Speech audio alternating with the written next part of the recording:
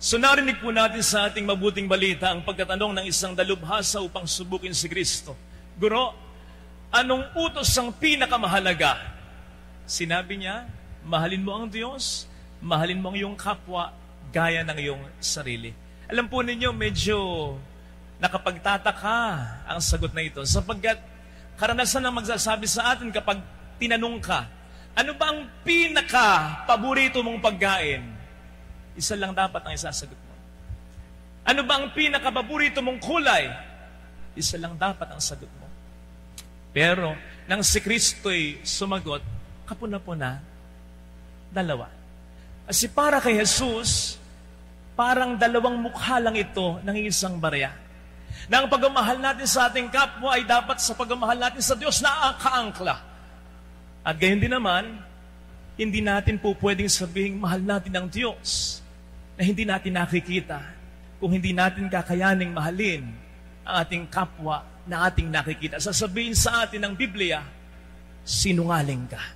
So magkaugnay itong dalawa. Now, sa atin pong pagninilay ngayon, hayaan po ninyong wag mo nang pagnilayan para sa akin yung dalawang yan. Bagamat yan ang pinupunto ng mga pagbasa, hayaan po ninyo na subukan kong pagnilayan yung isang maliit na detalye na para sa akin din ay mahalaga. Yung sinabi ng ating Panginoong Jesucristo tungkol sa pagmamahal sa sarili. Mahalin mo ang kapwa mo gaya ng sarili mo. Nung una po, na naisip ko ito, medyo alanganin din. Kasi ang dating sa akin ay may konting pagka-negatibo. Lalong-lalo na kapag sa tuwing maaalala ko, yung sinabi ng ating Panginoon na wala ng pag-ibig na hihigit pa sa pag-ibig ng isang taong nag-aalay ng kanyang buhay para sa iba. Nevertheless, hindi ko naman po sasabihin na ang pag-ibig sa sarili ang siyang dapat na pinakamahalaga. Dapat sa pag-ibig sa Diyos at sa kapwa, yan ang pinakahuli. Kaya lang, baka pwede rin nating bigyan ng pansin in as much as ang sarili, ourselves, ay mahalaga din. Naisip ko po kasi, kung hindi ito ganong mahalaga, hindi sana ang sabi na lang ng Panginoon, mahalin mo ang Diyos, mahalin mo ang iyong kapwa, tapos na. Pero hindi. Hinabol niya eh. Binanggit niya, gaya ng iyong sarili. Hindi kaya ang sarili din ay dapat nabigyang halaga? Naisip ko po, hindi ko alam kung tama ako. Pero ang ating Panginoon sa palagay ko ay nagpahalaga din kahit papaano sa kanyang sarili. Hindi naman walang puknat ang ginawa niyang paglilingkod. Marami siyang ginawa, pero natulog din naman siya kahit papaano. Namahinga na din naman siya kahit papaano. Kasi kung 24 hours siyang naglilingkod at walang pahinga, baka hindi kamatayan sa krus ang ikinamatay niya, over fatigue, di ba? At kung isipin po ninyo, hindi naman lahat ng hiling ng tao pinagbibigyan niya. Lalong-lalo na kung alam niyang niloloko lang siya. Makailang beses, dinagder siya, magbigay ka nga sa amin ng tanda upang kami sa iyo maniwala. Hindi siya nagbibigay kahit kaya niya. Alam niya kung kailan siya niloloko, alam niya kung kailan siya sinisilo, at hindi siya nagpapaisa sa tao. Hindi nga ba't minsan, hindi rin siya gumawa ng maraming mga himala sa kanyang mga sariling kababaryo dahil sa hindi pagsampalataya ng mga ito. At hindi ko rin makakalimutan yung eksena na mayroong isang babaeng naghugas ng kanyang mga paa sa pamamagitan ng mamahaling pabango. Anong sabi ni Judas? Isa yung pag-aaksaya. Dapat yung pabangong yan, ibinenta na lang at ibigay sa mga mahirap ang pagbibilan. Alam naman natin si Judas dito ay nanloloko, nanggugulang lang. Pero pwede naman ding maisip ni Jesus, o nga ano, tubig na lang, pwede naman. Saka na lang niya pagalitan, pagsabihan si Judas. Nakatipid kahit pa paano. Pero hindi. Ano sabi niya? Hayaan niyo siya. Nararapat lamang na ito para sa akin ay gawin niya. Hindi niya yun ipinagkait sa kanya. Naisip ko lang, to make it light, at least kahit pa paano nakapagpa-foots pa siya. Diba?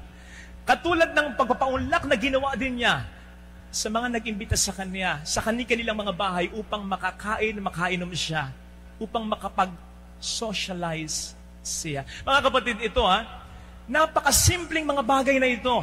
napakaliit na detalye kumpara sa marami at mas malalaki niyang pagbibigay at pagsasakripisyo. Pero sa palagay ko lang, itong mga simpleng bagay na ito para sa sarili ay nakatulong din sa kanya kahit paano upang mas magampanan niya ang misyon niya dito sa mundo. Naniniwala po ako, si Jesus ay nagpahalaga din para sa kanyang sarili kahit paano. Kamakailan po, shout out kay Kuya Jimmy. Kausap ko itong kaibigan ko ito. Meron siyang hininging payo sa akin. Hindi po mayaman si Kuya Jimmy. Saktong-sakto lang. Medyo naging okay lang sa ngayon ang kanyang negosyo. Sabi niya, Father, payuhan mo nga ako. Nagdadalawang isip ako pero mas gusto ko Gusto doon niyang bumili ng yung pick-up ng Ford Raptor. Parang 2 milyon yata yun. Father, gustong-gusto ko ito. Pinag-ipunan ko ito. At sakto naman, naging maganda kahit paano ang takbo ng negosyo. Kaya lang ngayon, parang mga 20-30% nagkuhuli ako. Kasi naisip ko, pwede kong ibili ito ng maliit na truck, pangdagdag pangkita sa negosyo. Kaya lang, Father, naisip ko, kailan ko pa bibilhin itong gustong-gusto ko? Kilala mo ko, Father, di naman ako maluho. Ito talaga dream ko. Pag nakikita ko po ito, kumakabog ang dibdib ko. Kulang na lang sabihin niya, tumutulo po ang laway ko. Father, kita mo naman yung mga apo ko.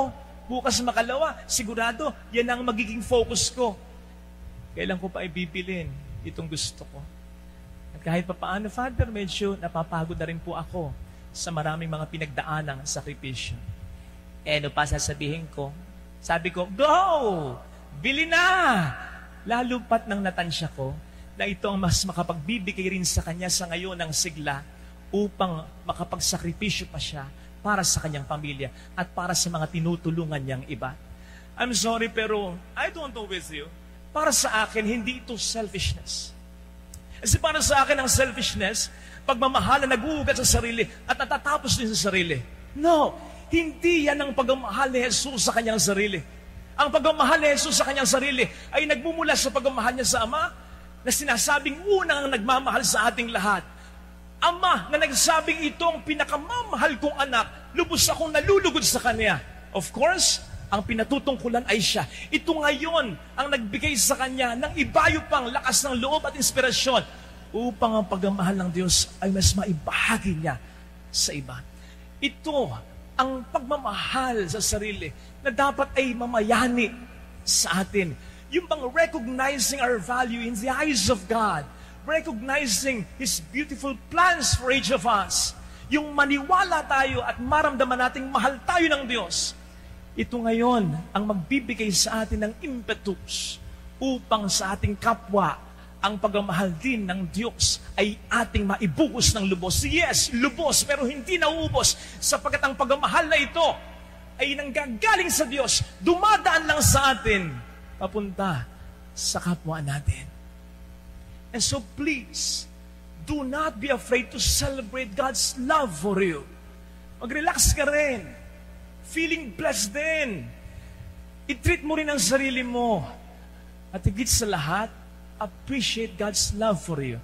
Yan ang lagi kong sinasabi sa mga nakabilanggo sa ating mga preso.